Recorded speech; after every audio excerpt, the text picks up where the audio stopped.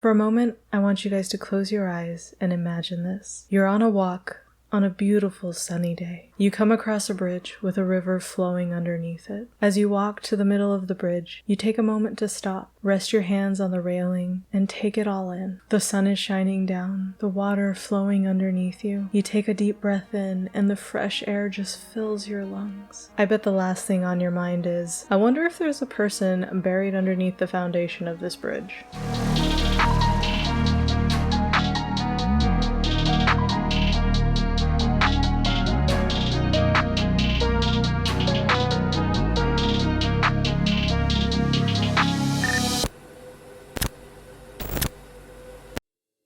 Hey guys, welcome to another episode of Freaky Friday. I keep turning all my intros into little tiny songs, and I don't know why I do that.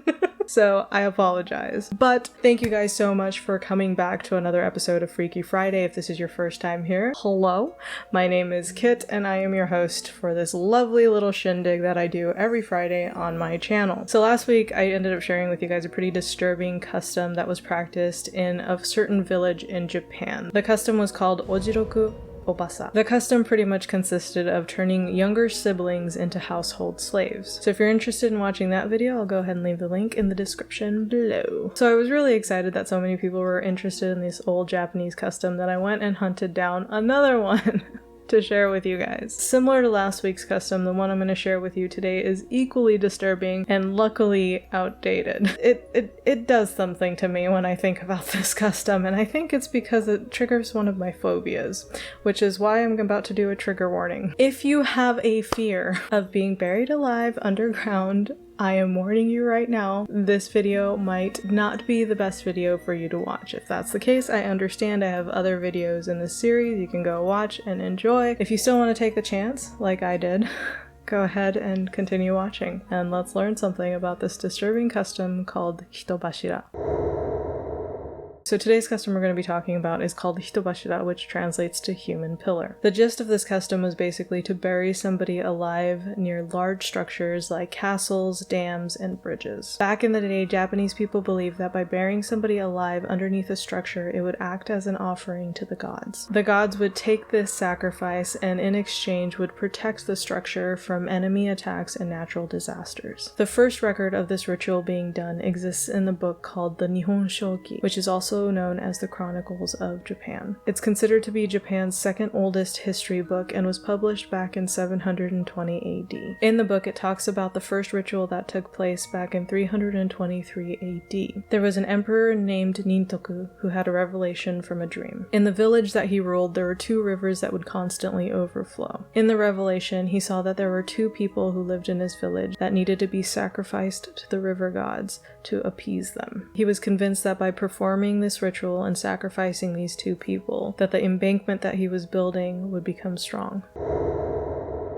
Now, as I mentioned earlier, Hitobashira translates to human pillar, but there's a deeper meaning behind the name. In Shintoism, which is one of the two most practiced religions here in Japan, it's believed that gods dwell within pillar-like structures. In fact, based off of Shinto beliefs, Japanese people believe that there's a soul in everything around us. This kind of goes hand in hand as to why Japanese people have a counter word for every object. It's rooted in the Japanese ideal of respecting everything in life. So if we were just to directly translate 1, 2, 3, in Japanese it would be ichi ni san. But depending on what you're counting, you'll use a different counter word. So for instance, if you were to count a bird, instead of saying ichi ni san, you would say ichi wa, ni wa, san wa. If you were trying to count an automobile, it would be ichidai, nidai, sandai. If you were trying to count books, it would be issatsu, nisatsu, sansatsu, and so on and so forth. So yeah, there's a lot. If you're interested in learning more about it, I actually found a really good Wikipedia article on the Japanese counterwords that I'll leave in the description below, and you can check that out after this video. But carrying on this ideal of respecting everything and everything having, its own counterword, even gods have their own counterword in Japan. So the Japanese kanji for pillar is actually read hashira or bashira, which also happens to be the counterword for gods. So basically, a human who ends up being sacrificed as a human pillar, hitobashira, doesn't necessarily just mean human pillar, but it also means human God. The Japanese people love play on words, and sometimes if you don't really understand the language, it gets really, really complicated when I try to explain it. And so I don't know if this explanation made sense, but I did my best. So don't come at me if you don't understand. At the end of the day, there was a lot of bridges, castles, and dams all across Japan using human pillars as sacrifices, believing that this connection to the gods would strengthen the structure. Back in 1576, Shibata Katsuo led the construction of Maruoka Castle. During the construction, the castle walls kept collapsing no matter how many times it was reconstructed. At some point, Shibata Katsuo decided to go ahead and do the ritual of the human pillar in order to help strengthen the structure of the castle. The person who was chosen to be the human pillar was a single mother by the name of Oshizu, a poor one-eyed woman with 2 children. Oshizu agreed to become a human pillar, but under one condition, that her son become a samurai. Back in those days, being a samurai meant honor and respect, and would help bring her kids out of poverty. Shibata Katsuo agreed to these conditions, and a deal was made. Oshizu then willingly sacrificed herself to be buried alive under the central pillar of the castle's keep. After Oshizu's sacrifice, the walls stayed up, and the castle was successfully completed without it coming down like it did before. However, after the castle's completion, Shibata Katsuo was transferred to another province, and Oshizu's son was never made into a samurai. The legend says that Oshizu's spirit was absolutely enraged. The spring would bring heavy rain that ended up overflowing the moat of the castle. People in the village began to call this the Tears of Oshizu's Sorrow. In hopes to calm her spirit, they erected a memorial monument for Oshizu near the castle. So after I do research for these videos on these like weird Japanese customs and these weird stories, I like to share them with my mom to see if she's ever heard of them before. And she had heard the term Hitobashira, but she didn't really know like what it was or what it entailed. And so after I told her about it, she was like, to me it just sounds like an excuse for people to bury people underground and just call it a necessary ritual. But I don't know. I mean, like, when you really think about it, all throughout history, before science was like widely accepted and understood, like many people did crazy things in the name of religion and God. Like, even to this day, people do some pretty crazy shit in the name of God. Anyways, that's it. I saw this and I wanted to share this with you. I actually found this ritual as I was researching Ojiroku Obasa, and I was like, okay, this is going to be my next video because this is just like crazy. But before we leave, I want to ask you guys a question, and I want you guys to leave your answers in the comments below. How do you feel about the idea of being buried alive? Personally, to me, that's like one of my biggest fears, alongside being cremated. And I don't know why, but I think about it a lot, and I think it's because cremation is a very big thing in Japan. I remember this story that my bachan told me about the time when she was a toddler. She had gone through a bout of really bad sickness or illness,